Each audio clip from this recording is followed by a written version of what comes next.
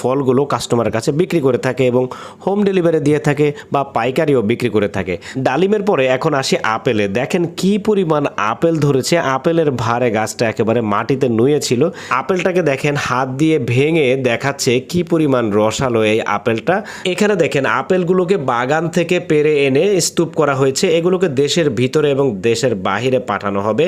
তারপরে এইখানে দেখেন ছোট্ট একটা গাছের ভিতরে কি পরিমাণ আপেল ধরেছে। এইখানে দেখেন আপেলটাকে হাত দিয়ে ভেঙে দেখাচ্ছে। এইখানে দেখেন আরেকটা আপেল গাছ। এত ছোট একটা আপেল গাছে যদি এই পরিমাণ আপেল ধরে তাহলে শত শত আপেল গাছে কি পরিমাণ আপেল ধরতে পারে। চায়নাতে কৃষি কাজ করা বেশিরভাগ মানুষই শিক্ষিত হয়ে থাকে, যার জন্য তাদের কৃষিক্ষেত্রে এত বেশি সাফল্য। আর আমাদের দেশে বেশিরভাগ কৃষকরাই কম শিক্ষিত কিংবা অশিক্ষিত হয়ে থাকে। আর ঠিক সেজন্যই চায়না আমাদের থেকে এতটা এগিয়ে আছে। দর্শক, ভিডিওটি কেমন লাগলো কমেন্ট করে মতামত অবশ্যই জানাবেন। ধন্যবাদ।